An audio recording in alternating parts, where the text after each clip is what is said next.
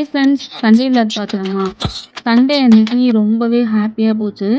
எப்போ சண்டேனாலுமே அன்னைக்கு ஏதாவது கொஞ்சம் ஸ்பெஷலாக தான் சாப்பாடு ரெடி பண்ணுறது.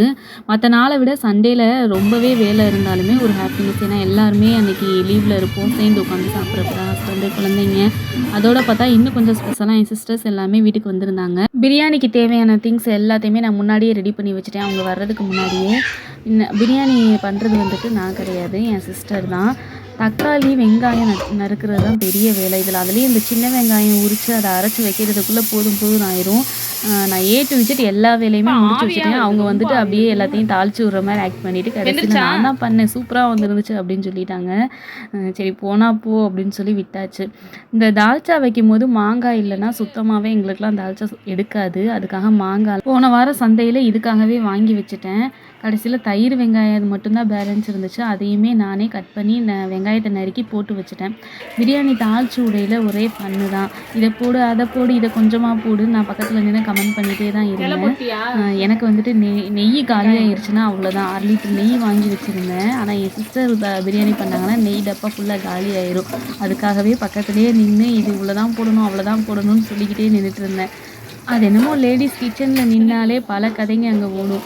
பல முன்னாடி நடந்தது, பக்கத்து வீட்டுக்காரங்க கதை, அது இதுன்னு எல்லாமே அங்கே ஓடும். ஆனால் நாங்கள் பேசிக்கிட்டோம் அப்படின்னா அதை பற்றியெல்லாம் பேசிகிட்டு இருக்க மாட்டோம். ஜாலியாக ஏதாவது பாட்டு இல்லைனா ஏதாவது ப்ரோக்ராம் இல்லைனா ஒருத்தருக்கு ஒருத்தர் எங்களை நாங்களே அசிங்கப்படுத்திக்கிற மாதிரி கலாய்ச்சி விளையாண்டுட்ருப்போம். அப்படியே டைம் போகிறதே தெரியல, செஞ்சு முடித்ததும் தெரியல. பிரியாணிக்கு ஃபஸ்ட்டு பிரியாணி நல்லா வரணும் அப்படின்னா வெங்காயம் ஃப்ரை பண்ணுறதுல தான் இருக்குது. வெங்காயத்தை நல்லா ஃப்ரை பண்ணிட்டோம்னா அந்த கலர் நல்லா கொடுக்கும். ஆனால் இந்த தடவை வெங்காயம் நான் பேசிக்கிட்டே இருந்ததில் லைட்டாக வதங்கலை. அப்படியே அடுத்தடுத்து எல்லாத்தையுமே போட ஆரம்பித்தாச்சு. தயிர் பச்சடி அதுக்கப்புறம் நல்லா கெட்டியாக வச்சேன். தயிர் பச்சடி பண்ணிட்டு இருக்கும்போது என் பையன் எங்கே இருந்தாலும் பக்கத்தில் நின்றுவான். எனக்கு கொஞ்சம் தயிர் கொடுன்னு டப்பாவில் கேட்டு பாதியை வாங்கிட்டு போயிடுவான். அந்த தயிர் நல்லா கெட்டியாக இருந்துச்சுன்னா கொஞ்சம் நேரம் கழித்து சாப்பிடும்போது தண்ணி விட்டுரும். ஃபஸ்ட்டே தண்ணியாக வச்சுட்டோம்னா அதுக்கப்புறம் ரொம்ப தண்ணியாக இருக்கும். அதனால் எப்பயுமே நல்லா கெட்டியாக வச்சிடுறது, ஐஸ்கிரீம் மாதிரி. இன்றைக்கி பிரியாணி தால்ச்சா பீஃப் பிரியாணி தான் ரெடி பண்ணுறோம். மூளை ஃப்ரை பண்ணுறோம். இந்த மூளை ஃப்ரை பண்ணுறதுக்கு எனக்கு மூளையை உடைச்சா சுத்தமாக பிடிக்காது. அப்படியே ஃபுல்லாக வாங்கினா அப்படியே ஃபுல்லாக ஃப்ரை பண்ணிடணும். அதில் முட்டை போட்டுக்கின்றது இல்லை அதை அப்படியே கட் பண்ணி விடுறது அதெல்லாம் பிடிக்காது. நல்லா டீப் ஃப்ரை பண்ணோம். சூப்பராக இருந்துச்சு மூளை ஃப்ரை. மூளையை நல்லா க்ளீன் பண்ணிவிட்டு இஞ்சி பூண்டு பேஸ்ட்டு, சிக்கன் 65 மசாலா, கொஞ்சம் கருவேப்பிலை, இது எல்லாத்தையும் நல்லா மிக்ஸ் பண்ணிவிட்டு அதுக்கப்புறமா எண்ணெயில் சேர்த்துட்டோம்னா அப்படியே அந்த மசாலா எதுவுமே உதிராமல் அதிலே மூளையோடு அப்படியே சேர்ந்த மாதிரி இருக்கும். நல்லாயிருக்கும் சாப்பிடும்போது.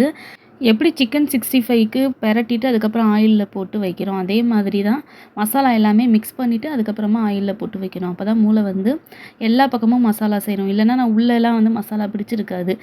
ஃபைனலாக பிரியாணியை தம் போட போகிறோம். பார்த்தீங்களா, பிரியாணி நார்மலாக இருக்கிற கலரை விட எப்பயும் உள்ள கலரை விட கொஞ்சம் கலர் இன்னைக்கு கம்மியாக தான் இருக்குது. ஏன்னா வெங்காயம் சரியாக வதங்கலை. பூந்தி இருக்குது போ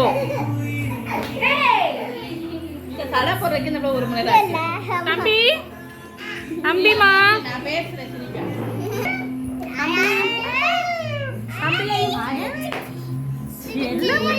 எங்க வந்த பிரியாணி சாப்பிட வந்தியா?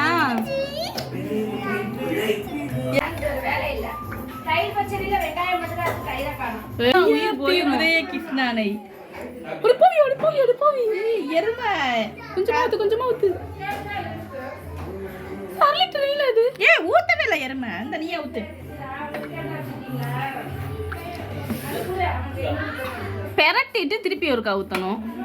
பிரியாணி ரெடி, தால்ச்சா ரெடி, தயிர் பச்சடி, அதுக்கப்புறம் மூளை ஃப்ரை எல்லாமே ரெடி ஆயிடுச்சு. எல்லோரும் சாப்பிட உட்காந்துட்டோம்.